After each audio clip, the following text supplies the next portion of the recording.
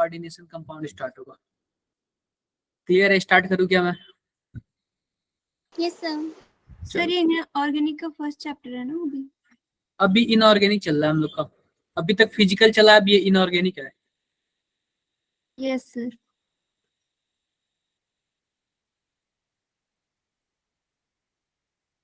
अब बच्चों चलो स्टार्ट करते हैं। ये सभी बताओ, सभी को मेरा वो दिख रहा है क्या स्क्रीन? Yes sir. ठीक है, यस स्क्रीन सर। सबको दिख रहा है। अब मैं सबसे पहले क्या करता हूँ, कोऑर्डिनेशन कंपाउंड होते क्या है? कोऑर्डिनेशन कंपाउंड क्या होते, कोई बताएगा मुझे? कोई भी, किसी को भी कुछ आइडिया है? सर कॉम्प्लेक्स कंपाउंड जिसमें मेटल्स और मेटल एटम्स बाउंड होते हैं नंबर ऑफ एनायंस के साथ। कहाँ पढ़े सौम्य आप ये? सर डेफिनेशन है कहाँ? Sir NCERT. और भी कोई है जो थोड़ा बहुत पढ़ा है? बताओ। वैसे कोऑर्डिनेशन कंपाउंड ऑर्गेनिक में आ जाएगा? नहीं, ऑर्गेनिक में नहीं आएगा। अरे वो कई चीज होती हैं, ये बाद में समझो। सबसे पहले ये देखो, मान लो कि हमारे पास क्या है, मान लो कि आप बताओ सोडियम क्या है, एटम है या फिर मॉलिक्यूल है? एटम। एटम और यहाँ पे Cl भी एटम है। जब दो एटम मिल जाते हैं तो क्या बनाते हैं? कंपाउंड बनाते हैं। मॉलिक्यूल। कंपाउंड कंपाउंड कंपाउंड बना लिया ना, कोई बात नहीं, अच्छी बात है। जैसे ये देखो, मान लो को सोडियम का अगर इलेक्ट्रॉनिक कॉन्फ़िगरेशन लिखूंगा तो कैसे लिखूंगा? 2 8 1, कुछ ऐसे होता है क्या? Yes sir. होता है। और क्लोरीन का कैसे होता है? 2 8 7। 7। अब मैं एक बात बोलूं, ये सोडियम अपना एक इलेक्ट्रॉन दे देगा और क्लोरीन किसी से एक इलेक्ट्रॉन ले लेगा, तो इसके भी आउटर मोस्ट सेल में 8 इलेक्ट्रॉन हो जाएंगे और क्लोरीन के भी आउटर मोस्ट सेल में 8 इलेक्ट्रॉन हो जाएंगे। और कॉन्सेप्ट पढ़ा रहे हो आप? मैं कोऑर्डिनेशन कंपाउंड पढ़ा रहा हूँ। और देखो, ऑक्टेट रूल बच्चों यह बोलता है जिसके आउटर मोस्ट सेल में 8 इलेक्ट्रॉन हो वह एटम क्या होते हैं? बहुत ही ज्यादा स्टेबल होते हैं। तो यहाँ पे देखो, यहाँ पे क्या हो रहा है, यहाँ पे क्या हो रहा है, यहाँ पे सोडियम एक इलेक्ट्रॉन दे रहा है और यहाँ पे क्लोरीन एक इलेक्ट्रॉन ले रहा है। यानी कि जब कंप्लीट ट्रांसफर ऑफ, अरे बच्चे काफी आ रहे हैं यार, आप लोग लेट क्यों ज्वाइन हो रहे हो ये तो बताओ, लेट मत ज्वाइन हो यार। ये देखो, सोडियम क्या कर रहा है, अपना एक इलेक्ट्रॉन दे रहा है और क्लोरीन क्या कर रहा है, इसका एक इलेक्ट्रॉन ले रहा है। यानी कि सोडियम अपना एक कंप्लीट इलेक्ट्रॉन ट्रांसफर कर रहा है, किसको? क्लोरीन को। तो जब भी कंप्लीट ट्रांसफर से इलेक्ट्रॉन बनेंगे तो आप बताओ सोडियम पे प्लस आ जाएगा, क्लोरीन पे माइनस। तो ये सोडियम प्लस और क्लोरीन माइनस दोनों मिल जाएंगे। तो जब इलेक्ट्रॉन के कंप्लीट ट्रांसफर से कोई भी कंपाउंड बनता है तो ऐसे कंपाउंड को क्या बोलते हैं? Ionic compound. कंफ्यूजन किसी को? No sir. और जब इलेक्ट्रॉन की शेयरिंग से बने तो क्या बोलेंगे? Covalent compound. कोवेलेंट। जैसे देख लो हमारे पास क्लोरीन है और हमारे पास क्लोरीन है, आपको पता है इसका इलेक्ट्रॉनिक कॉन्फ़िगरेशन 2 8 7 और इसका भी क्या होगा? 2 8 और 7। इस क्लोरीन को एक इलेक्ट्रॉन मिल जाए तो इसके आउटर मोस्ट में 8 हो जाएंगे और इस क्लोरीन को भी एक इलेक्ट्रॉन मिल जाए तो इसके आउटर मोस्ट में 8 हो जाएंगे। तो सबसे पहले मैं 7 7 का बनाता हूं। आप बताओ 7 दिख रहे हैं क्या पहले वाले क्लोरीन में? Yes sir. अब क्या करता है यह कि यह इसके साथ मिलके इस वाले क्लोरीन का एक इलेक्ट्रॉन शेयरिंग में कर लेता और ये वाला क्लोरीन इस वाले का कर लेता। अब गिनो यहाँ पे 2 4 6 और 8, दोनों के पास 8 8 हो गए क्या? Yes sir. तो ऐसे जो बॉन्ड बनेगा ना वो इलेक्ट्रॉन के शेयरिंग से बनेगा। इसके पहले वाले आयनिक में इलेक्ट्रॉन के कंप्लीट ट्रांसफर से कंपाउंड बनते थे, लेकिन जब भी इलेक्ट्रॉन के शेयरिंग से कोई भी कंपाउंड बनेगा तो ऐसे कंपाउंड को क्या बोलते हैं? Covalent compound. कोई प्रॉब्लम किसी को? No sir. ये बताओ, ये आप लोग कौन सी क्लास में पढ़े थे? सर 10th में था। 11th में भी तो पढ़ाया जाता है केमिकल बॉन्डिंग में, सर थोड़ा सा सब बताया जाता है, सब बताया जाता है। चलो अच्छी बात है, 11th में भी आप लोग पढ़े थे। अब देखो क्या होता है, ये तो रहा कोवेलेंट कंपाउंड, लेकिन आपने वहीं पे एक और नाम सुना होगा, coordinate compound. Yes sir. Coordinate या फिर कोऑर्डिनेशन कंपाउंड। कोऑर्डिनेशन कंपाउंड को हम लोग कॉम्प्लेक्स कंपाउंड भी बोलते हैं, ठीक है, कॉम्प्लेक्स भी बोलते हैं। क्या नाम सुना है आपने इसका, बताओ बताओ क्या होगा। जैसे कि हमने आयनिक में क्या पढ़ा, हाँ रुक जाओ, हमने आयनिक में क्या पढ़ा कि इलेक्ट्रॉन के शेयरिंग से बॉन्ड बनता है, इलेक्ट्रॉन के कंप्लीट ट्रांसफर से बनता है। कोवेलेंट में क्या पढ़ा कि इलेक्ट्रॉन के शेयरिंग से बनता है। लेकिन देखो कोऑर्डिनेशन में क्या होता है, एक एटम जो होता है वह इलेक्ट्रॉन का भूखा होता है और एक एटम देने वाला होता है। तो मान लो कि इसके पास लोन पेयर है, कभी भी 2 इलेक्ट्रॉन से ही बॉन्ड बनते हैं। कितने से बनते हैं, 2 से। 2 इलेक्ट्रॉन। तो देखो यह क्या करता है कि जिसके पास लोन पेयर होता है यह अपना कंप्लीट लोन पेयर किसको दे देता है, दूसरे वाले को दे देता है। और दूसरा वाला कोई भी सहयोग नहीं करता, दूसरा वाला 1% का भी सहयोग नहीं करता, कुछ भी ऐसे नहीं करता। तो जब ये 2 इलेक्ट्रॉन देगा ना, 2 इलेक्ट्रॉन, तो आप बताओ कुछ ऐसे इसको एरो मारेगा। तो जब एरो देखो, जो आयनिक होता है उसमें प्लस माइनस का गेम होता है, जो कोवैलेंट होता है उसमें एक सिंगल बॉन्ड का होता है।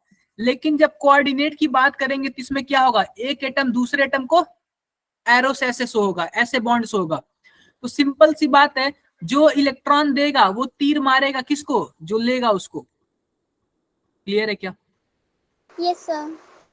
तो यहां से देखो, यहां से जो एल है, एल वह इलेक्ट्रॉन दे रहा है किसको, एम को।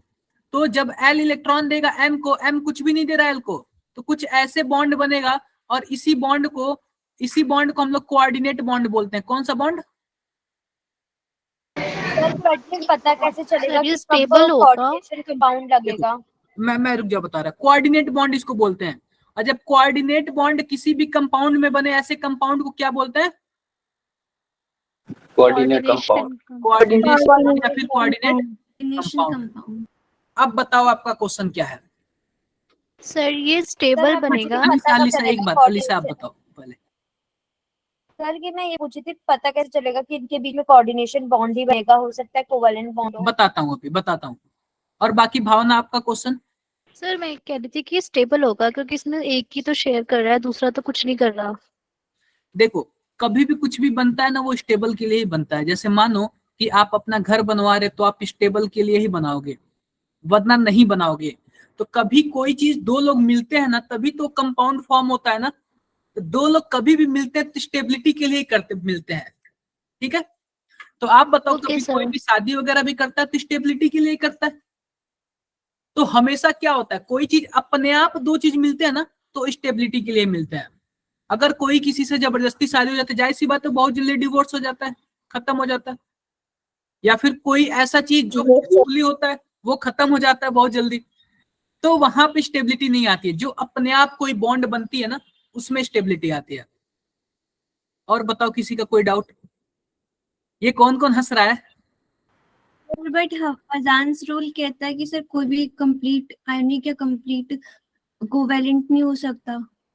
तो हम सर लोग इसमें क्या- मतलब ये पूरा इलेक्ट्रॉन शेयर कर रहा है। ये बताओ, ये क्या आयनिक अलग हो गया, कोवैलेंट अलग हो गया, और ये कोऑर्डिनेट है वो उससे भी अलग है। सर ये बट आयनिक की जैसा ही तो लग रहा है। नहीं नहीं, देखो होता क्या है, आयनिक में मैंने क्या बोला, आयनिक में मैंने बोला कि यह देगा और इसको जरूरत है। यानी कि एक अपने आप एक स्टेबल होने के लिए निकालेगा और एक स्टेबल होने के लिए लेगा। एक स्टेबल होने के लिए निकालेगा और एक स्टेबल होने के लिए लेगा। तब जाके इन दोनों को जरूरत है, इन दोनों को एक दूसरे की क्या है, जरूरत है। लेकिन कोऑर्डिनेट में क्या होता है, कोऑर्डिनेट में ऐसा कोई चीज नहीं कि इसको जरूरत है, लेकिन यह इसको क्या कर देता है, दे देता है। इसके पास क्या होते हैं, खाली जगह होते हैं। क्या होते हैं, खाली जगह होते हैं। और खाली जगह होता है इसलिए यह दे देता है, खाली जगह होता है इसलिए यह क्या करता है, दे देता है। ऐसे बात नहीं है कि इसको जरूरत है, लेकिन आप बताओ क्लोरीन को तो बिल्कुल जरूरत है क्योंकि इसके आउटर मोस्ट में 7 इलेक्ट्रॉन है। बोलो। Yes, sir. हाँ, लेकिन आप बताओ इस मेटल को जरूरत नहीं है, Sir. इस मेटल को नहीं पता चल रहा कि जरूरत है फिर क्या है, लेकिन इसके पास खाली जगह, इसलिए क्या कर रहा है, कोई दूसरा कोई दे रहा है। क्लियर है बातें? स्टेबल होने के लिए दे रहा है क्या ये? क्या? स्टेबल होने के लिए दे रहा है क्या ये? कोई भी स्टेबल होने के लिए जाता है, कोई भी स्टेबल होने के लिए, या फिर देखो, या फिर इसको यह पसंद आ गया होगा इसलिए दे रहा होगा, या फिर स्टेबल होने के लिए दे रहा है। कोई चीजें दो ही चीज से होती हैं, या फिर उसमें- एक दूसरे, उसमें या फिर जगह वो उसको पसंद आ गया होगा इसलिए दे रहा हो, या फिर स्टेबल होने के लिए दे रहा हो। ठीक है, और सर जो दे रहा है उसके पास ज्यादा इलेक्ट्रॉन्स हैं क्या? बिल्कुल उसके पास इलेक्ट्रॉन है तभी तो दे रहा है ना। जो देगा उसके पास सर मतलब देने के बाद सर मतलब ये है इक्वल हो कि जो जाएगा। एम वाला था एक्सेस में है ना, तो वो अपने आप को रुक जाओ स्टेबल रुक नहीं जाओ, लेते कोई एक एक करके बोले, एक एक एग्जाम्पल देके बता रहा सर एक एग्जांपल लेके बता रहा हूँ। सर मान मतलब एम वाले के पास बहुत सारी खाली जगह थी और इससे हमारे और पास मिल कॉपर है। जाता। रुक जाओ रुक जाओ रुक जाओ, हमारे पास कॉपर है, ठीक है, कॉपर है, कॉपर के पास खाली जगह है, वैकेंट डी ऑर्बिटल है। डी ऑर्बिटल का क्या मतलब है, जैसे मानो डी ऑर्बिटल टोटल कितने होते हैं, 5 होते हैं। 5. मान लेते हैं कि हमारे पास यह कुछ ऐसे भर गया है, ऐसे कुछ भर गया है। आप बताओ एक डी ऑर्बिटल तो खाली है ना, यस सर। तो इसके पास खाली जगह है। और मान लेते हैं हमारे पास क्या है, अमोनिया है, अमोनिया के पास क्या लोन पेयर होता है क्या, तो क्या यह अमोनिया अपना लोन पेयर इस खाली डब्बे में भर सकता है? बोलो। Yes, sir. भर सकता है। Yes, sir. तो मान लेते हैं यह कॉपर है, यह मान लेते हैं कि यह कॉपर है और कॉपर के पास खाली जगह है और यह अमोनिया के पास लोन पेयर है, तो अमोनिया क्या कर रहा है, अपना लोन पेयर कॉपर को दे रहा है। यह जो भी बॉन्ड बनाएगा, इस बॉन्ड को हम लोग क्या बोलेंगे, कोऑर्डिनेट बॉन्ड। क्या बोलेंगे? Coordinate bond. और इससे जो कंपाउंड बनेगा उसको कोऑर्डिनेशन कंपाउंड बोलेंगे। इससे जो कंपाउंड बनेगा उसको हम लोग क्या बोलेंगे, कोऑर्डिनेशन कंपाउंड बोलेंगे। आई होप सबको क्लियर हो गया होगा। Yes sir. आगे बढ़े हम। Yes sir. आओ आगे। Yes, ये तो रहा ओवरऑल कोऑर्डिनेशन कंपाउंड के बारे में, लेकिन Yes, ये sir. कोऑर्डिनेशन कंपाउंड आया कहां से? सैली आप लेट क्यों ज्वाइन किए हो? सानिया जो इस संडे टेस्ट होगा ना, प्रीवियस 2 चैप्टर का होगा, कौन कौन सा था? काइनेटिक्स और इलेक्ट्रोकेमिस्ट्री। 3 and 4. सैली आप लेट क्यों ज्वाइन किए हो? मत ज्वाइन करो यार, ऐसे लेट वगैरह मत ज्वाइन करो आप लोग। आगे बढ़ते हैं। अब देखो क्या सीन है, आओ थोड़ा सा पढ़ते हैं। ये कोऑर्डिनेशन आया कहां से, कोऑर्डिनेशन आया कहां से, आओ इसके बारे में देखते हैं। होता क्या है, the concept of coordination compound arise from complex formation, tendency of transition element. देखो जो ट्रांजिशन एलिमेंट होते हैं ना, वो कॉम्प्लेक्स कंपाउंड बनाते हैं। कॉम्प्लेक्स कंपाउंड का क्या मतलब है, कोऑर्डिनेशन कंपाउंड बनाते हैं। एक बात याद रखना, हम डी ब्लॉक एलिमेंट को क्या बोलते हैं? Transition element. Sir transition transition इस नाम से आप लोग को पता होगा। डी ब्लॉक एलिमेंट है कौन कौन से?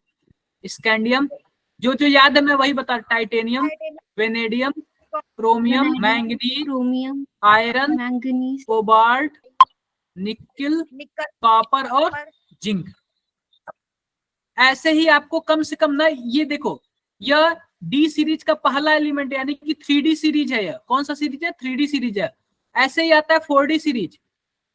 4D सीरीज में कौन कौन से आएंगे? स्कैंडियम के जस्ट नीचे वाला कौन आएगा? वाई, जर, वो, नब, करमो, मनटक, फेरू, कोरह, नीपड, कुअग, जनकड। ये आपको डी ब्लॉक के कम से कम 2 सीरीज आपको क्या होने चाहिए, लर्न होनी चाहिए। ये कोऑर्डिनेशन कंपाउंड पढ़ने के लिए इतनी जरूरी है। जैसे स्कैंडियम का 21 होता है, 22, 23, आपको 30 तक तो याद है ना? लेकिन इसके नीचे वाले भी क्या होने चाहिए, आपको लर्न होने चाहिए, याद होने चाहिए। बहुत ही जरूरी होता है, आपको हर जगह काम आएगा। ये आपको कम से कम 2 सीरीज याद होने चाहिए। तो देखो जो ट्रांजिशन एलिमेंट मैं बताता हूँ, जो फर्स्ट ग्रुप के एलिमेंट है ना, जैसे हाइड्रोजन हो गया, हीलियम हो गया, लिथियम हो गया, हाइड्रोजन हो गया, लिथियम हो गया, सोडियम हो गया, ये सब के सब मैक्सिमम आयोनिक कंपाउंड बनाते हैं। कौन सा बनाते हैं? आयोनिक। और जो पी ब्लॉक वाले होते हैं ना, एस ब्लॉक वाले मैक्सिमम आयनिक बनाते हैं, पी ब्लॉक वाले अक्सर कोवैलेंट बनाते हैं, कोवैलेंट। लेकिन जब बात करेंगे डी ब्लॉक वाले ना, यह अक्सर कौन सा बनाते हैं? Coordination compound. कौन सा बनाते हैं? कोऑर्डिनेशन कंपाउंड, या फिर इसी को हम लोग बोलते हैं एक और नाम से कॉम्प्लेक्स कंपाउंड। क्लियर है क्या? Yes sir. तो ये आपको कम से कम 2 सीरीज याद होनी चाहिए। आओ थोड़ा सा आगे बढ़ते हैं। अब देखो, जो डी ब्लॉक वाले यानी जो ट्रांजिशन एलिमेंट होते हैं ना, इनके पास वो पावर होती है कि ट्रांजिशन का वो कॉम्प्लेक्स कंपाउंड बनाए। एग्जाम्पल देखो, एग्जाम्पल हीमोग्लोबिन। हीमोग्लोबिन जो होता है ना, वो कोऑर्डिनेट कंपाउंड होता है, वो कॉम्प्लेक्स फॉर्म करता है। आप बताओ हीमोग्लोबिन में मेटल कौन सा होता है? Sir iron. क्लोरोफिल। क्लोरोफिल में भी क्या होता है? कॉम्प्लेक्स होता है, यह भी कोऑर्डिनेट कंपाउंड है। इसमें कौन सा मेटल होता है? क्लोरीन। अरे यार नहीं जानते हो? Mg होगा ना, सेंटर में Mg होता है। बिल्कुल जानते हो ना ये सब? Yes, sir. हाँ, ये सब जीके का क्वेश्चन है। एज आप लोग बायो वालों तो कभी नहीं भूलना चाहिए ये सब चीजें। अब आगे बढ़ते हैं, आगे बढ़ते हैं। जैसे देखो, हमने कोऑर्डिनेशन के बारे में थोड़ा बहुत समझ लिया, कोऑर्डिनेशन के बारे में हमने क्या किया? थोड़ा बहुत समझ लिया। अब आओ थोड़ा बहुत और समझते हैं कि कोऑर्डिनेशन बना कैसे, क्या होता है कोऑर्डिनेशन। तो याद रखो, जब हम 2 या 2 से अधिक सॉल्ट को जोड़ते हैं ना, जब 2 या 2 से अधिक सॉल्ट को कंबाइन करते हैं ना, तो यह क्या करते हैं? आपस में जुड़ जाते हैं। जैसे देखो यहाँ पे K2SO4, Al2SO4 और 24H2O, इन अगर तीनों को मैंने एक डब्बे में मिला दिया तो यह एक क्रिस्टल बन गया, और इस क्रिस्टल का क्या नाम हो गया? एलम। और इस क्रिस्टल को हम लोग एक और नाम से जानते हैं, पोटास एलम। किस नाम से? ये जीके का क्वेश्चन है, अक्सर ये पूछता है K2SO4.Al2SO4 पे thrice.24H2O। ये याद होना चाहिए आपको फॉर्मूला। क्लियर? फिट कर है ना? हाँ जी, पोटास एलम है, फिटकरी है ये। अक्सर बियर्ड वगैरह पे लगाया जाता है, जब जहाँ पे कहीं कट फिट जाता है वहां पे लगाया जाता है। आप लोग बायो में तो काफी, जहाँ पे कहीं कट फिट जाता है वहां पे लगाया जाता है। Yes, sir. क्लियर है? अब आगे बढ़ता है। ठीक है, यह हो गया पोटासियम। अब देखो, यह तो क्रिस्टल बन गया। यह क्रिस्टल किसका है? बोलो। पोटासियम। अब जब हम इस पोटास एलम को पानी में डालेंगे ना, इस पोटास एलम को अगर हम पानी में डालेंगे ना, पानी में, तो होता क्या है कि यह अपने फिर से आयंस में क्या होता है? टूट जाता है। अब देखो आयंस कौन कौन से बनेंगे, याद रखना। आप बताओ, K2 है तो 2K+ हो जाएगा, बोलो। Yes, sir. Yes sir. SO4 है तो SO4 माइनस हो जाएगा। Yes sir. और फिर इसमें एल्यूमिनियम है तो क्या हो जाएगा? एल्यूमिनियम 3+ हो जाएगा। क्या इसके अलावा कोई और भी आयंस है क्या? बताओ आप। पानी है, पानी होता है वो आयंस नहीं होता, या पानी में ही डालोगे तो या पानी में जाके मिल जाएगा। तो इसका तो बात ही खत्म करो, केवल यही तीनों आयन दिखेंगे ना में। Yes, sir. तो देखो, सिंपल सी बात है, अगर किसी 2 सॉल्ट को मिलाने पे ऐसे कंपाउंड बने और फिर उस कंपाउंड को आप पानी में डालोगे तो पूरी तरह से टूट जाए, तो ऐसे कंपाउंड को हम एडिशन कंपाउंड बोलते हैं। क्या बोलते हैं? Addition compound. लेकिन अगर मानो पानी में जाके पूरी तरह से ना टूटे तो ऐसे कंपाउंड को क्या बोलते हैं? Coordination कोऑर्डिनेशन कंपाउंड या फिर कॉम्प्लेक्स कंपाउंड।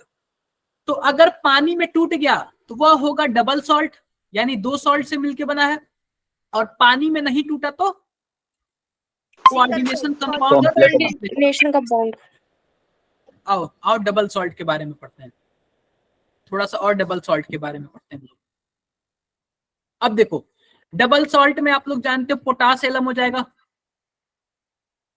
मोहर सॉल्ट हो जाएगा,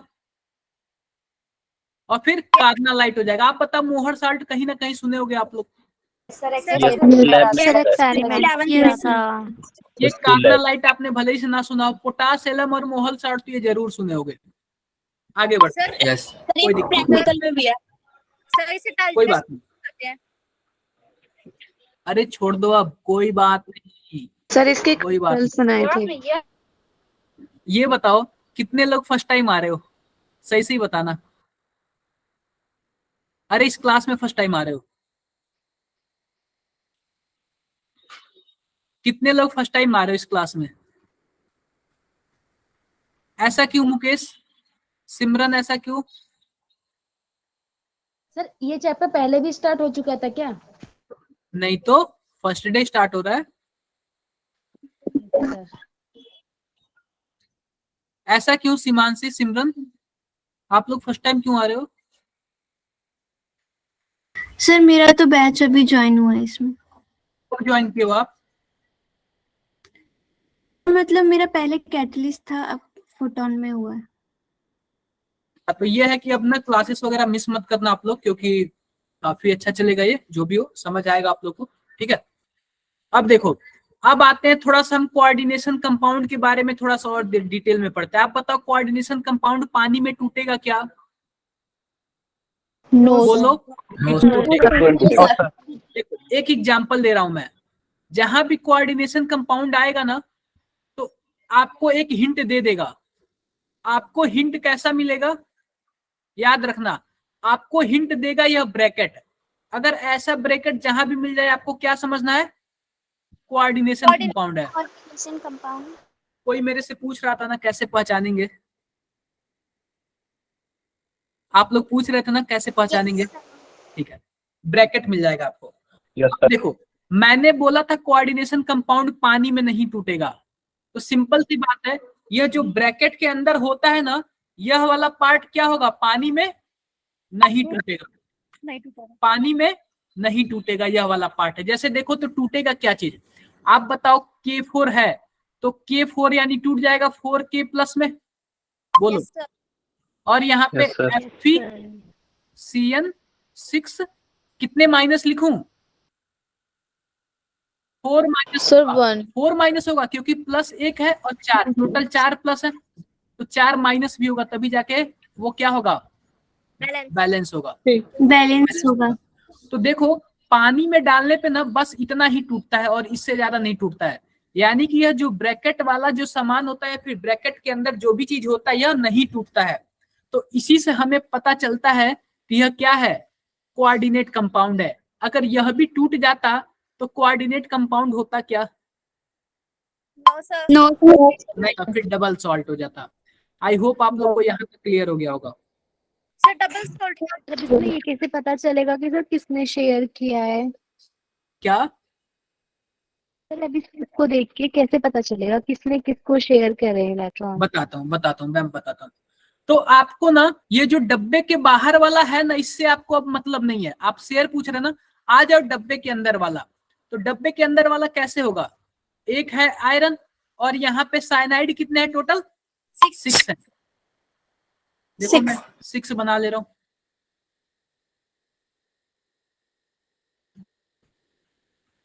टोटल मैंने 6 बना लिया। तो साइनाइड पे क्या होता है, माइनस चार्ज होता है। कौन सा चार्ज होता है, माइनस चार्ज होता है। ये सब मैं आगे बताऊंगा, आप लोग घबराना मत। या फिर माइनस चार्ज हो या फिर लोन पेयर हो, ये दो सब के सब क्या करते हैं, इस मेटल को ऐसे अपना इलेक्ट्रॉन देते हैं। दिख रहा है क्या, कौन से बॉन्ड के थ्रू दे रहे हैं, आप बताओ। Yes sir. Coordination bond. Iron का प्लस चार्ज होगा ना इसलिए।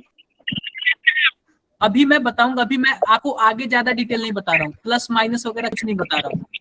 बस इतना मान के चलो, आयरन के पास क्या है, खाली जगह है, और ये सब के सब क्या है, अपने अपने इलेक्ट्रॉन इसको दे रहे हैं। और ये इस डब्बे के ब्रैकेट के अंदर ऐसे ही रहता है। अब बाहर क्या होगा, 4K प्लस। कोई प्रॉब्लम क्या? No sir. दिख गया आप लोग को कोऑर्डिनेट बॉन्ड कैसे बना है? यस सर ये जो सर। FeCN6 लिखा है ऊपर, उसमें 4 माइनस कैसे आया? एक बार शिवानी अपना माइक म्यूट कर लो। ठीक है, 4 माइनस कैसे आया? आप बताओ पोटेशियम पे कितना चार्ज होता है, एक पोटेशियम पर? Sir plus. देखो पोटेशियम कौन से ग्रुप का है? Hydrogen, lithium, sodium, first. Potassium. तो जो फर्स्ट ग्रुप होते हैं उन पे हमेशा एक चार्ज आता है, इतना आप लोग को पता होना चाहिए। Yes, sir. एक एटम पे एक चार्ज, और टोटल कितने पोटेशियम है? 4। तो 4 प्लस चार्ज आएंगे क्या?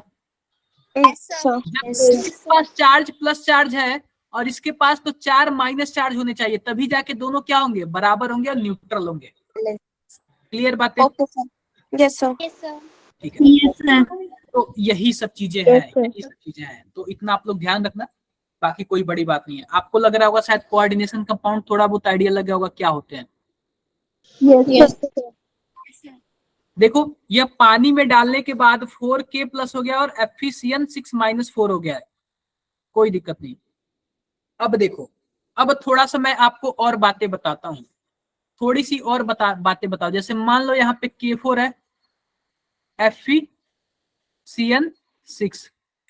तो एक बात याद रखो, जो यहाँ पे ब्रैकेट के बाहर वाला कोई भी कुछ भी होगा तो इसको हम लोग बोलेंगे काउंटर आयन। क्या बोलेंगे? Counter ion. काउंटर आयन, ठीक है।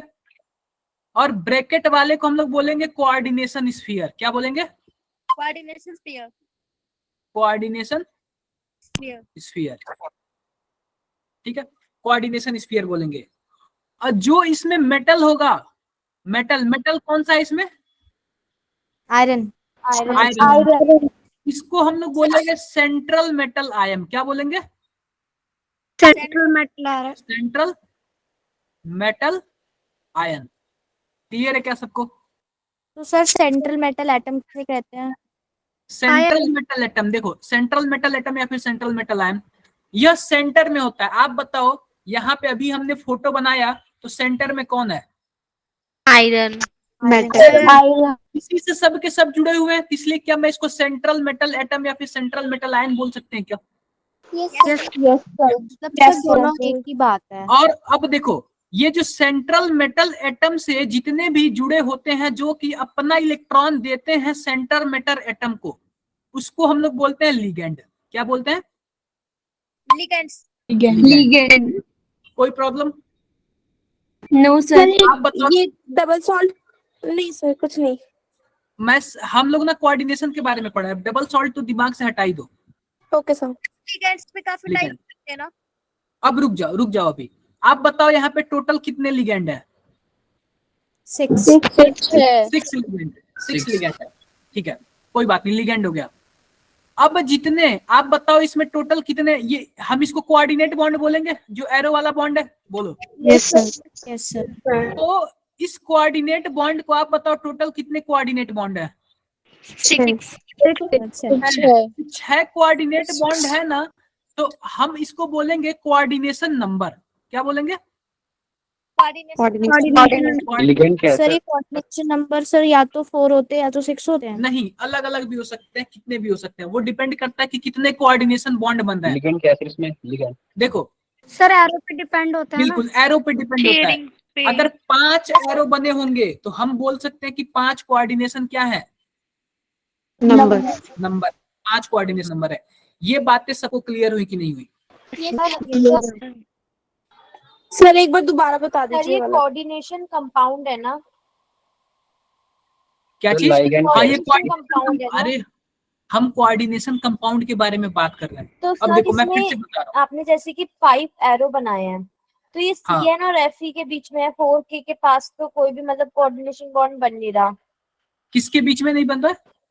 पोटेशियम और उसके बीच में Fe और पोटेशियम से मतलब नहीं, हम डब्बे के अंदर की बात कर रहे हैं, ब्रैकेट के अंदर की बात कर रहे सर अगर हम बोलेंगे कोऑर्डिनेशन कंपाउंड है तो हम पूरे को बोलेंगे K4 FeCN6 या फिर सिर्फ FeCN6 को बोलेंगे? हैं। हम पूरे को लेके बोलेंगे, पूरे को। नहीं समझे?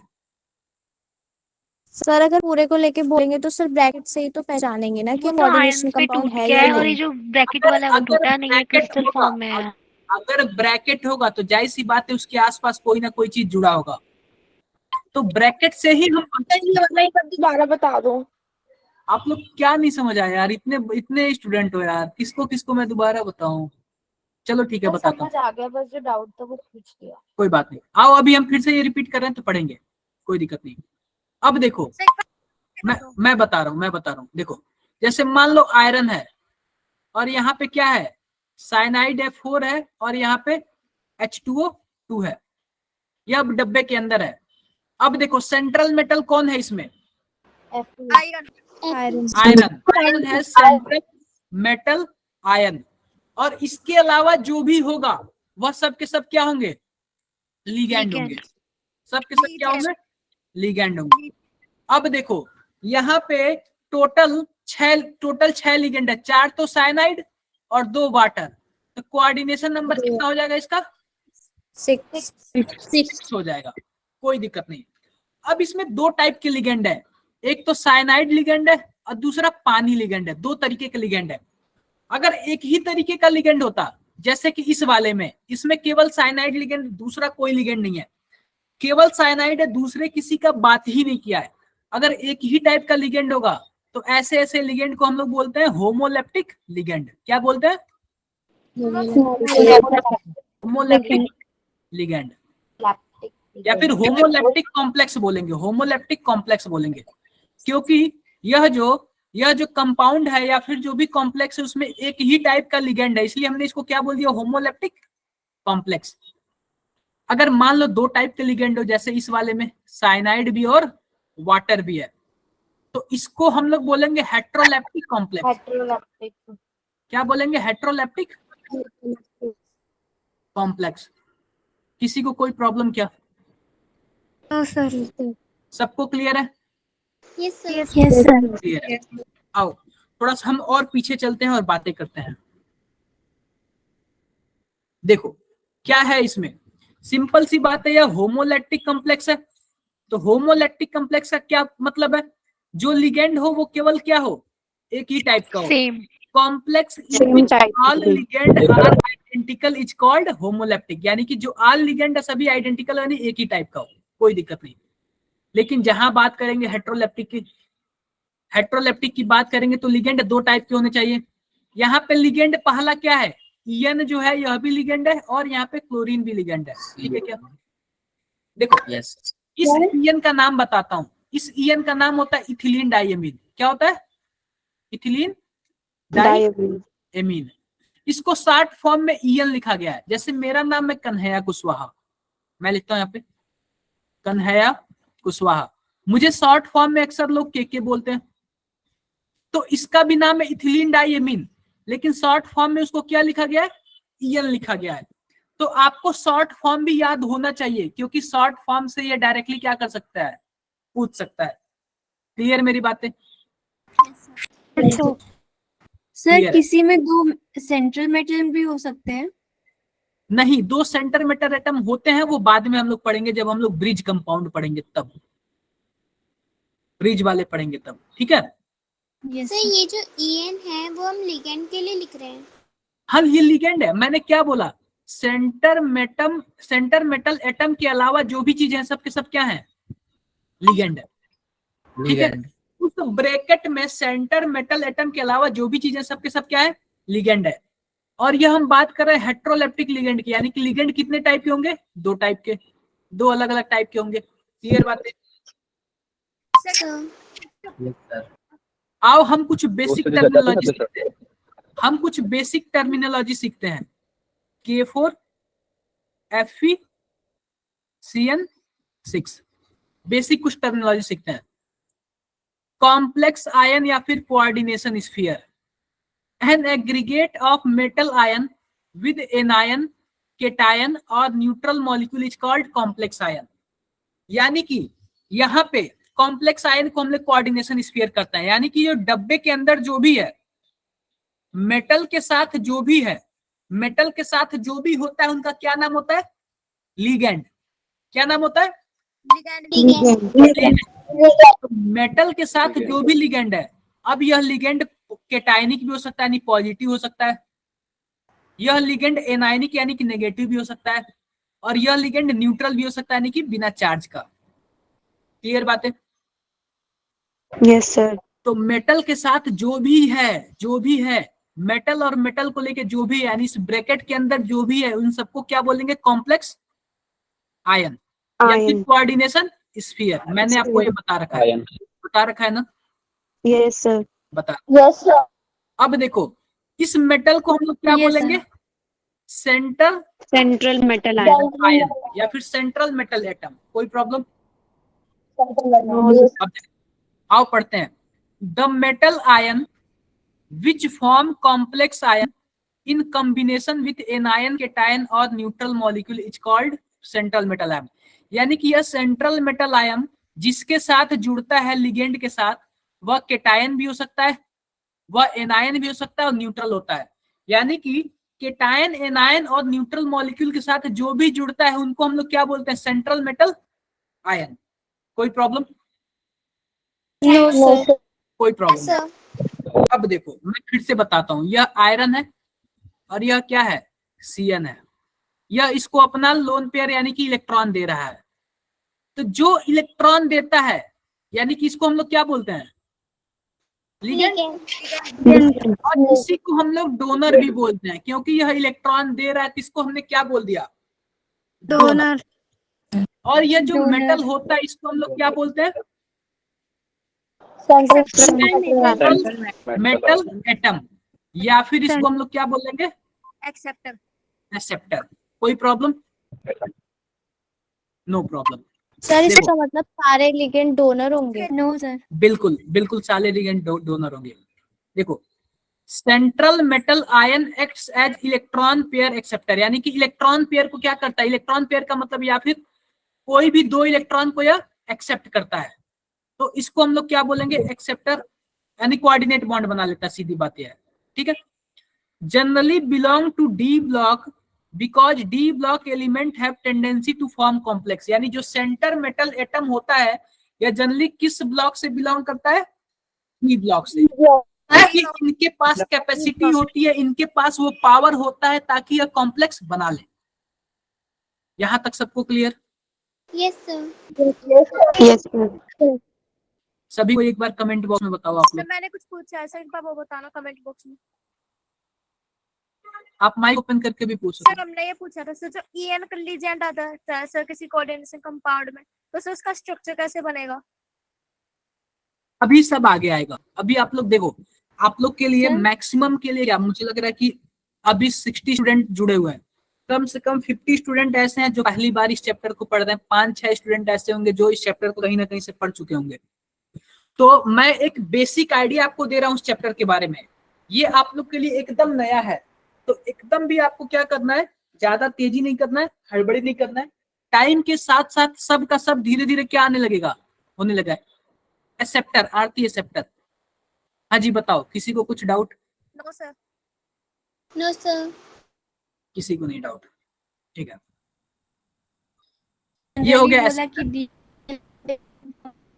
सर कोई और क्या? भी सर कोई और भी ब्लॉक के हो सकते हैं क्या? आवाज नहीं आ रही आपकी। नहीं नहीं, आगे बढ़ते हैं, आगे बढ़ते हैं। कोऑर्डिनेशन नंबर, जितने कोऑर्डिनेशन बॉन्ड बनेंगे उसी को हम लोग क्या बोलेंगे, coordination number coordination number.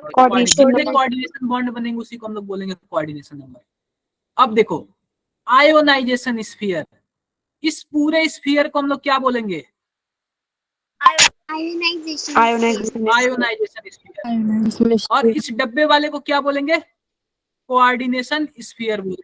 Coordination space इस मेटल को सेंट्रल मेटल एटम बोलेंगे, और इसको हम लोग जो सेंट्रल मेटल एटम के साथ जुड़ा है उसको क्या बोलेंगे, लिगेंड बोलेंगे। और जितने कोऑर्डिनेट बॉन्ड बनेंगे उनको हम लोग क्या बोलेंगे, कोऑर्डिनेशन Number. आई होप आप सबको समझ आ गया होगा। Yes, sir. थोड़ा सा और बातें करते हैं हम, ऑक्सीडेशन स्टेट के बारे में बात करते हैं। ये सब ना बेसिक टर्म, इस चैप्टर को पढ़ने के लिए कुछ टर्म्स हैं। आप बताओ, क्रिकेट खेलने के लिए कुछ टर्म्स आपको पता होने चाहिए कि नो बॉल किसको बोलते हैं, 6 किसको बोलते हैं, 4 किसको बोलते हैं, वाइड किसको बोलते हैं। तो यह भी जो मैं बता रहा हूं ना, इस चैप्टर को पढ़ने के लिए कुछ टर्म्स आपको क्या होने चाहिए, लर्न होने चाहिए। और जब भी क्लास खत्म होगा ना, कम से कम 1-2 बार इसको जरूर ही पढ़ना आप लोग, 1-2 बार आप लोग जरूर ही पढ़ना। अगर नहीं पढ़ोगे तो फिर नुकसान आपका होगा, क्योंकि ये फर्स्ट टाइम आपके सामने आ रहा है। क्लियर बातें? Yes sir. Yes sir. अब देखो, अब थोड़ा सा और भी अच्छी बातें आती हैं। जैसे मान लो यहाँ पे हमने K4 FeCN6 बनाया था, K4 FeCN6 हमने बनाया था। अब ये पूछेगा कि इस मेटल का ऑक्सीडेशन स्टेट कितना है, इस मेटल का। तो सबसे पहले आप इसको तोड़ दो, क्या हो जाएगा 4K प्लस और FeCN6 4 माइनस, कुछ ऐसा ही होगा ना। Yes sir. मैं लिख देता हूँ FeCN6 4 माइनस, ऐसे ही लिख देता हूँ। अब हमने आपको ऑक्सीडेशन स्टेट में पढ़ाया था, जब मैं रेडॉक्स रिएक्शन पढ़ा रहा था, तो ऑक्सीडेशन नंबर निकालना कैसे है। मुझे आयरन का निकालना है, तो मैं आयरन का क्या ले लूंगा, X ले लूंगा, प्लस करूंगा। और यहाँ पे Cn का निकालना हो तो यहाँ पे क्या बोलते हैं, Cn टोटल कितना 6 है। और याद रखना एक Cn पे जो चार्ज होता है वो -1 होता है। मैं आगे सब बताऊंगा, अभी फिलहाल आप लोग रट लो। मैंने क्या बोला, जो सेंट्रल मेटल एटम के साथ जुड़ा होगा यह पॉजिटिव भी हो सकता है, यह नेगेटिव भी हो सकता है, और यह न्यूट्रल भी हो सकता है, तीनों हो सकता है। न्यूट्रल। तो अभी जो Cn है वो कौन सा वाला है, नेगेटिव वाला है। और ओवरऑल इस डब्बे पे चार्ज कितना है, -4। -4। X बराबर क्या हो जाएगा, +2 यानी कि आयरन पे कितना चार्ज है, +2। कोई प्रॉब्लम किसी को? No sir. No sir. No. बात करते हैं कोबाल्ट की। कोबाल्ट किससे जुड़ा हुआ, नाइट्रो इसके अमोनिया से जुड़ा हुआ है। अमोनिया बच्चों जो होता है ये न्यूट्रल लिगेंड होता है, और आपको पता है न्यूट्रल लिगेंड पे चार्ज कितना होता है, 0। तो हम कोबाल्ट को X मान लेंगे, इसको 0 मान लेंगे, और ओवरऑल कितना चार्ज है, +3। तो आप बताओ ओवरऑल X बराबर +3 हो जाएगा, यानी कोबाल्ट पे कितना चार्ज हो जाएगा, +3। सर ये सब फिर लर्न करना पड़ेगा कि NH3 जो है वो न्यूट्रल लीजिए। हाँ बिल्कुल लर्न करना पड़ेगा। तो ये सब इंफॉर्मेशन मिलेगी कहाँ पे लिखी हुई? अभी अभी अभी सब मैं दूंगा। मैं क्या बोल रहा हूँ, आप लोग अभी पहले बेसिक टर्मिनोलॉजी सीखिए, ये धीरे धीरे आपको सब मिलेगा, स्ट्रक्चर वगैरह, ठीक है। सर इसी कोई सर क्या बोल रहे हो आप? सर इसी कोई टेबल है? मेरे पास सब है, मैं आप लोग को एक बार दिखा देता हूँ, वरना आप लोग ना तो खुद भी परेशान हो जाओगे, मुझे भी परेशान। ये देखो क्या क्या क्या बोलते हैं, ये न्यूट्रल लिगेंड है क्या, यस सर। Yes sir. क्या ये केटाइनिक लिगेंड है, yes sir. Yes sir. Anionic ligand है। Yes sir. तो फिर क्यों परेशान हो रहे हो आप लोग? नहीं सर, मतलब आप बता रहे थे ना तो लगा कि 11th में ही याद करना था, और हमें नहीं। पता नहीं है तो मेरे को ये लगा। नहीं, देखो ये चार्ज निकालना 11th में मैंने सिखाया था, ये चार्ज निकालना मैंने 11th में सिखाया था। देखो यहाँ पे जो निकिल है ना, इसको बोलते हैं कार्बोनिल। अब जो कार्बोनिल का जो चार्ज होता है वो 0 होता है, यह भी न्यूट्रल लिगेंड होता है, और इस पे ओवरऑल कोई भी चार्ज नहीं दिया। जब कोई भी चार्ज नहीं दिया तो हम क्या मान के चलेंगे, 0 चार्ज है। तो आप बताओ निकिल पे ओवरऑल चार्ज कितना आया, 0, कोई चार्ज नहीं आया। नो प्रॉब्लम, आगे बढ़ते हैं। अब charge on complex ion, simple सी बात है, ब्रैकेट के ऊपर जितना भी चार्ज हो, X हो Y हो जो भी हो, इसी को हम लोग क्या बोलते हैं, चार्ज ऑन कॉम्प्लेक्स आयन। आप बताओ, उस केस में -4 था तो यहाँ पे -4 होगा। बिल्कुल -4 हो जाएगा, इस केस में +3 हो जाएगा, इस केस में 0 हो जाएगा। क्लियर क्या? क्लियर है। लिगेंड के बारे में मैंने आपको काफी अच्छे से बता दिया। देखो द एनायन, केटायन और neutral molecule which combine with central metal ion to form complex ion are called ligand. यानी कि जो देखो जो लिगेंड होता है वो केटायन भी हो सकता है, एनायन भी हो सकते हैं, और न्यूट्रल भी हो सकते हैं। इनका काम क्या है कि सेंट्रल मेटल एटम को अपना इलेक्ट्रॉन देना और उनके साथ कोऑर्डिनेट बॉन्ड बनाना, ताकि कोऑर्डिनेट कंपाउंड बन सके। क्लियर है बातें? Yes sir. अब देखो लेविस ने एक बात बताया था, लेविस एसिड और बेस क्या होता है। जो लेविस एसिड होता है वह लोन पेयर क्या करते हैं, देता है। अरे भाई देता है, एक्सेप्ट करते देता है। और जो बेस होते हैं वो क्या करते हैं? हैं डोनर लोन पेयर डोनर देते हैं। जैसे मान लो हमारे पास आयरन है और यहाँ पे साइनाइड है, ये लोन पेयर आयरन को दे रहा है, बोलो। Yes sir. तो आयरन Yes, कौन sir. सा काम करेगा? ये एसिड हो जाएगा लेविस एसिड। और साइनाइड दे रहती है, किसका काम करेगा? बेस का, लेविस लुईस बेस। बेस। तो क्या मैं बोल सकता हूँ क्या, जो सेंट्रल मेटल एटम होता है वो लेविस एसिड का काम करता है, जो लिगेंड होता है वो लेविस बेस का काम करता है? Yes sir. अब लिगेंड के बारे में हम बात कर रहे हैं, तो लिख रहा है they act as electron pair donor, यानी कि लेविस बेस। ठीक है, number of electron pair donate by ligand to central metal atom is equal to its density. अब एक नया वर्ड आया, डेंसिटी, यानी जितने लोन पेयर डोनेट करेगा उतनी उसकी क्या होगी? डेंसिटी होगी। उतनी उसकी क्या होगी? डेंसिटी होगी। आओ हम बात करते हैं डेंसिटी क्या होती है। जैसे मान लो हमारे पास क्या है, आयरन है और हमसे जुड़ा हुआ है अमोनिया। तो अमोनिया एक बार में एक कोऑर्डिनेट बॉन्ड बनाएगा, बोलो। तो इस अमोनिया की डेंसिटी की बात करेंगे, डेंसिटी, तो इस अमोनिया की डेंसिटी कितनी हो जाएगी? 1 हो जाएगी। अगर हम बात करते हैं पानी की, तो पानी भी एक बार में एक ही अपना कोऑर्डिनेट बॉन्ड बनाएगा। तो इस पानी की डेंसिटी कितनी हो जाएगी? 1 हो जाएगी। लेकिन मैंने आपको स्टार्टिंग में बताया था ईएन, क्या नाम बताया था इसका? EN ethylene diamine. एमीन, यही बताया था मैंने। देखो आपको जब नॉमेनक्लेचर पढ़ेगा तो आपको पता होगा इथिलीन डायमीन क्या होता है।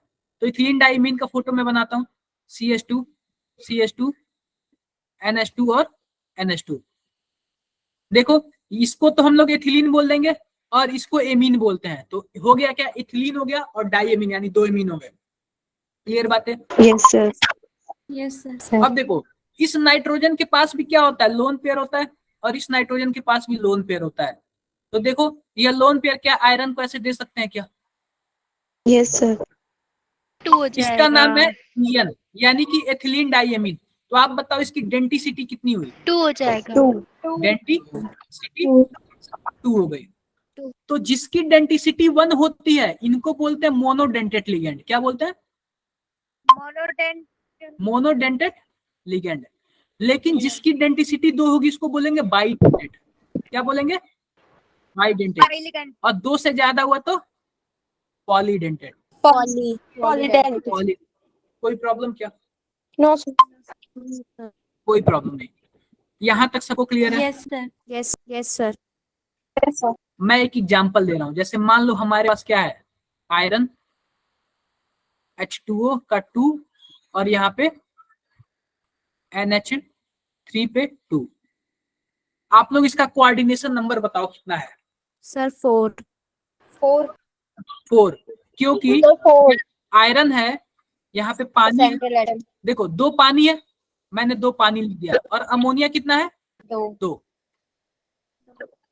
मैंने 2 अमोनिया पे लिख दिया। अब देखो ये सब के सब एक एक कोऑर्डिनेट बॉन्ड के थ्रू जुड़ेंगे क्या? Yes sir. बोलो।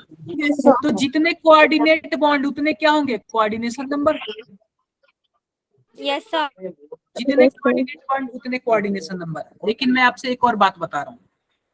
हम मान लो हमने ऐसे लिख दिया आयरन, 4 होंगे ना? हाँ 4 होंगे, सॉरी 4 होंगे, आपने 6 लिखा है। गलती कर दिया। यहाँ पे मैंने 4 कर दिया। अब देखो, अब मैं लिखता हूँ Fe2S2 यहाँ पे और En2 लिख देता हूँ, ऐसे लिख देता हूँ। अब बताओ कोऑर्डिनेशन नंबर कितना?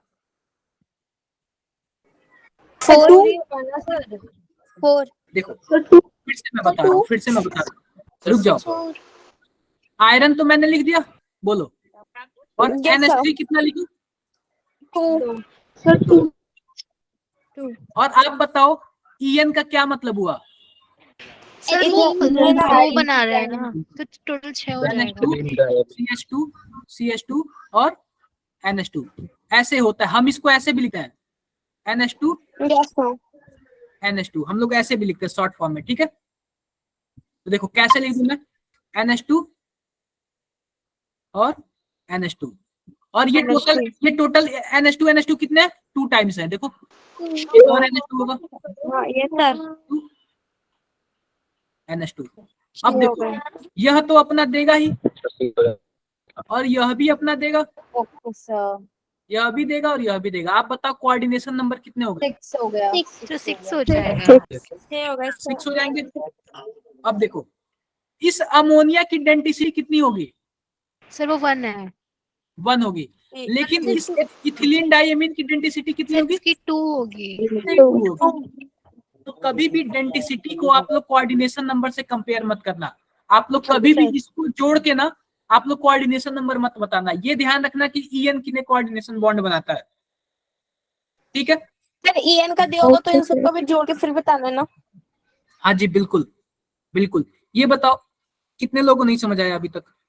सर आ गया। सीबा आपको नहीं आया क्या? सर एक बार फिर से बता दीजिए। ठीक है, मैं एक बार बता रहा हूँ, ये आप लोग के लिए फर्स्ट टाइम है, नया कॉन्सेप्ट है। आप लोग घर पे जाके जरूर ही पढ़ना इसमें, ठीक है। इसमें कोई भी कंजूसी मत करना, घर पे जाके जरूर ही पढ़ना, क्योंकि आप लोग के लिए नया कॉन्सेप्ट है। इसलिए मैं ज्यादा नहीं पढ़ा रहा हूँ, बस एक बेसिक टर्मिनोलॉजी बता रहा हूँ कि क्या क्या है, ठीक है क्या। अब आगे बढ़ते हैं, थोड़ा सा देखते हैं आगे क्या है। ऑक्सीडेशन स्टेट हमने पढ़ लिया, चार्ज ऑन कॉम्प्लेक्स पढ़ लिया। अब बात करते हैं लिगेंड के बारे में, जो कि सेंट्रल मेटल एटम से जुड़ता है। तो देखो अभी हम जो क्लासिफिकेशन ऑफ लिगेंड है ना, अभी हम किसके बेसिस पे कर रहे हैं? डेंसिटी के बेसिस पे। किसके बेसिस पे? डेंसिटी के बेसिस पे। यानी अभी हम किसके बारे में बात करेंगे? मोनोडेंटेट लिगेंड के बारे में बात करेंगे, यानी कि जो केवल एक ही कोऑर्डिनेट बॉन्ड बनाता है। क्लियर है क्या? क्लियर है। Yes sir. अब देखो यह न्यूट्रल लिगेंड है। इसमें जो न्यूट्रल लिगेंड डेंसिटी होगी वो मतलब कोऑर्डिनेशन नंबर के इक्वल होगी, ऐसा कह सकते हैं। नहीं, वो कितने बॉन्ड बना सकता है? अरे देखो मैं फिर से बता रहा हूँ, ये आप बताओ, इसकी डेंसिटी तो 2 है और इसकी डेंसिटी 1 है, तो मतलब क्या है? ये टोटल 2 बना रहे हैं और ये टोटल 4 बना रहे हैं। तो डेंसिटी और कोऑर्डिनेशन कंपाउंड कभी इक्वल मत करना। इस इथिलीन डाइमीन की डेंसिटी देखो, डेंसिटी एक पर्टिकुलर लिगेंड को रिप्रेजेंट करती है, लेकिन कोऑर्डिनेशन नंबर पूरे के पूरे लिगेंड को रिप्रेजेंट करता है, यानी कि ये टोटल पूरे के पूरे लिगेंड मिलके टोटल कितने कोऑर्डिनेट बॉन्ड बनाए हैं। डेंसिटी तो मेरा पर्टिकुलर का है, लेकिन ये कोऑर्डिनेशन नंबर किसका है? पूरे के पूरे लिगेंड Overall. टोटल कितने यहाँ पे कोऑर्डिनेट बॉन्ड बना रहे हैं ओवरऑल। क्लियर है क्या? Yes sir. Yes sir. अब देखो, अब हम बात करते हैं मोनोडेंटेट लिगेंड की। मोनोडेंटेट तो लिगेंड है, ऊपर से क्या है? न्यूट्रल है। यानी आप बताओ इस लिगेंड पे कोई चार्ज होना चाहिए क्या? No sir. नहीं होना चाहिए। और सभी लिगेंड का अपना अपना नाम होता है, सभी लिगेंड का अपना अपना नाम है। आपको नाम भी क्या करना है? याद करना है। अगर कहीं आपको NH3 लिगेंड दिख जाए तो इसका नाम क्या होता है? एमीन होता है। स्पेलिंग याद रखना, डबल M होता है, एमीन। कहीं आपको पानी दिख जाए एज ए लिगेंड, होता तो न्यूट्रल है, लेकिन नाम क्या है इसका? एक्वा। अगर आपको कहीं NO दिख जाए तो नाइट्रोसिल। अगर PH3 दिख जाए तो फॉस्फीन। PH3 दिख जाए तो फॉस्फीन। अगर PPH3 दिख जाए तो ट्राइफेनिल फॉस्फीन। क्या बोलते हैं? ट्राइफेनिल फॉस्फीन। अगर O2 दिख जाए तो क्या बोलेंगे? Die oxygen. N2 दिख जाए तो डाई नाइट्रोजन। और इसका आप लोग नाम जानते हो, मेथिल अल्कोहल होता है। इसका आप लोग नाम जानते हो, मेथिलेमीन होता है। NH2CO NH2 को क्या बोलते हैं हम लोग? यूरिया। NH2 को क्या बोलते हैं हम लोग? हाइड्रोजन। और ये क्या होता है? Dimethyl ether. याद रखना, सबसे ज्यादा CO का आता है, इसको हम लोग बोलते हैं कार्बोनिल। और CS को थायोकार्बोनिल। इन सब के सब मोनोडेंटेट लिगेंड है और न्यूट्रल लाइन में कोई चार्ज नहीं होते हैं। नाम याद करना आपकी जिम्मेदारी है, याद करना है आपको। सर बस इसमें ये पूछेंगे कि किस पे चार्ज नहीं होते या फिर क्वेश्चन देंगे इसमें से? अरे इस पे क्वेश्चंस नाम भी याद। अभी हम लोग ना, जैसे नोमेनक्लेचर हम लोग ऑर्गेनिक में पढ़ते हैं लोग ना, वैसे Yes, sir. कोऑर्डिनेशन का भी हम लोग नॉमेनक्लेचर पढ़ेंगे।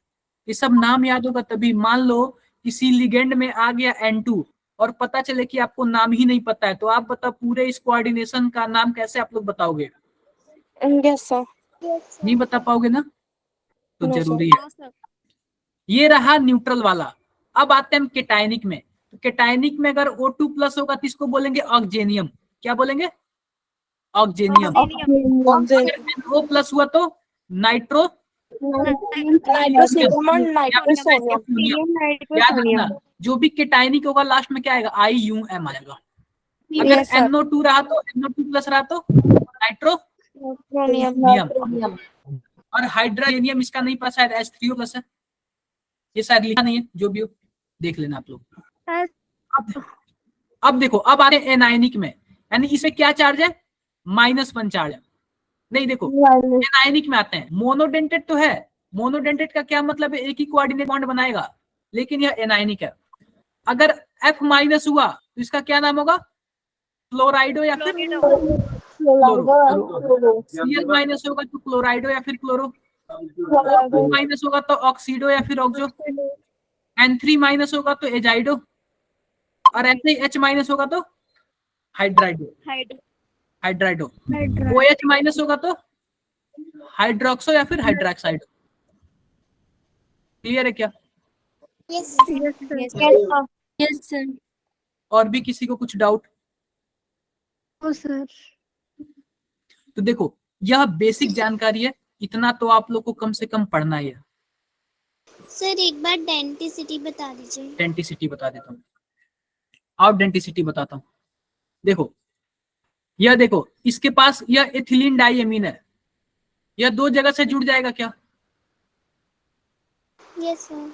तो इसकी डेंटिसिटी कितनी हो गई? 2 हो गई। यह भी देखो 2 जगह से दिखना जुड़ रहा है क्या? Yes sir. Yes, sir. तो डाइपिरिडिल, इसका नाम है डाइपिरिडिल, और डाइपीवाई, तो इसी की डेंटिसिटी क्या होगी? 2 होगी। ये भी देखो, ये भी ऑक्जेलेटो वाला है, ये भी 2 जगह से जुड़ा है, इसकी डेंटिसिटी 2 हो गई। और भी मैं बताता हूँ, जैसे ये ब्रैकेट में इन दोनों स्टार्टिंग में के वर्ड्स difference- लिखे हैं वो लिखने जरूरी होंगे क्या? ये शॉर्ट फॉर्म है इसका, ये इसका लॉन्ग नेम है और ये शॉर्ट फॉर्म है। सर कोऑर्डिनेशन नंबर और डेंटिसिटी में डिफरेंस क्या है? कोऑर्डिनेशन नंबर ना, उस मेटल से जितने कोऑर्डिनेट बॉन्ड बने होंगे उनको कोऑर्डिनेशन नंबर बोलते हैं। और जो डेंटिसिटी होती है ना, ये पर्टिकुलर लिगेंड की प्रॉपर्टी होती है कि वो लिगेंड कितने जगह से जुड़ सकता है। Yes sir. अभी हम लोग आगे पढ़ते जाएंगे, पूरा क्लियर होता जाएगा। ये देखो, यह लिगेंड कितने तरीके से जुड़ सकता है? 3। तो इसकी डेंटिसिटी कितनी होगी? 3। 3 तो ट्राइडेंटेड बोल सकते हैं क्या इसको? या 4 जगह से जुड़ सकता है तो इसको क्या बोलेंगे? ये देखो, इसका नाम फेमस है इथिलीन डाइएमीन टेट्राएसीटेट, यानी EDTA बोलते हैं इसको। ये देखो, एक यह जुड़ जाएगा, एक यह जुड़ जाएगा, एक नाइट्रोजन के पास भी लोन पेयर होता है, यह भी जुड़ जाएगा, और 3 यहाँ पे जुड़ जाएंगे। तो आप बताओ इसकी डेंटिसिटी टोटल कितनी हुई? 6 हुई। इसको हम लोग क्या बोलते हैं? हेक्साडेंटेड बोलते हैं। ये सब के सब किसके अंडर आता है? पॉलीडेंटेड लिगेंड के अंडर आता है। सर ये वाला रिपीट कीजिए एक बार। कौन सा वाला? एक बार मैं बता रहा हूँ, आप लोग जाके पढ़ना, ये सब आप लोग जाके पढ़ना। मैंने बेसिक टर्मिनोलॉजी काफी ज्यादा आप लोग को बता दी है, आप लोग जाके पढ़ोगे ना तो आप लोग को क्या होगा? काफी ज्यादा हेल्प मिलेगा। Yes sir. क्लियर बात है? सर ये नोट्स अभी सेंड कर दीजिएगा ना। हाँ, 1 मिनट रुक जाओ, मैं आपको चेक कर देता हूँ। देखो, एक बार जाइए, आप लोग के लिए न्यू है ना, तो आप लोग एक बार जाके जरूर पढ़ना, ठीक है? Yes sir. 1 मिनट रुकियो। सर Okay, वैसे sir. हम लोगों ने ये वाला चैप्टर आप- क्यों स्टार्ट करा बीच में चैप्टर स्किप करके? क्या बोल रहे हो? हम लोगों ने ये वाला चैप्टर क्यों स्टार्ट करा बीच में चैप्टर्स को स्किप करके? ये हमारे कोर्स प्लानर के अकॉर्डिंग चल रहा है। हम लोग स्टार्टिंग में जब ओरिएंटेशन में अपना कोर्स प्लानर बनाया था ना, कि हम ये चैप्टर पढ़ेंगे कॉन्टिन्यूअस, सर हम लोग उसके वैसे भी अब इसके बाद सीधा यही वाला चैप्टर आ रहा है CBSE में। क्या? नहीं बीच में सर, एक chemical- चैप्टर और है, डी ब्लॉक भी है। Yes, sir. D and D block. कोई बात नहीं, जो थोड़ा बहुत बेकार चैप्टर है ना। करवाओगे क्या? क्या? सर वो वाला चैप्टर आप बाद में करवाएंगे? हाँ, वो वाला चैप्टर बाद में कराएंगे हम लोग। सीबीएसई में तो वो है नहीं ना, क्या चीज?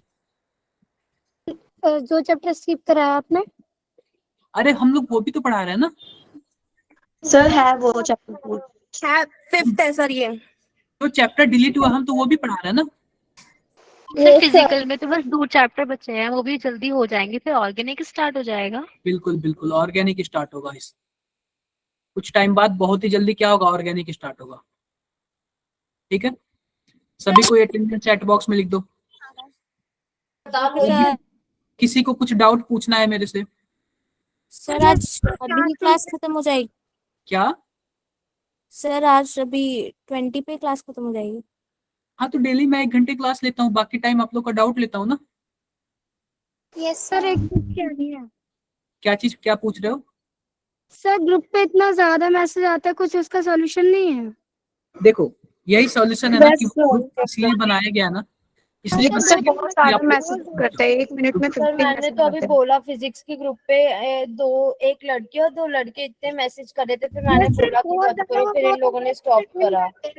चलो ठीक है, मैं बोल दूंगा आज, ठीक है। सर फिर हमसे Yes, आर्ग्यूमेंट सर करने आपने से एक बार बहुत मैसेज सारे डाल दी करते थी, हैं। कोई भी पढ़ाई के अलावा कोई मैसेज मत करो, ये लोग एक दूसरे से चैट में लग जाते हैं तो बहुत प्रॉब्लम हो जाती है। बिल्कुल मैसेज ही नहीं होता, लेकिन ज्यादातर बातें होती हैं। ठीक है, मैं मना कर दूंगा, मैं बोल दूंगा।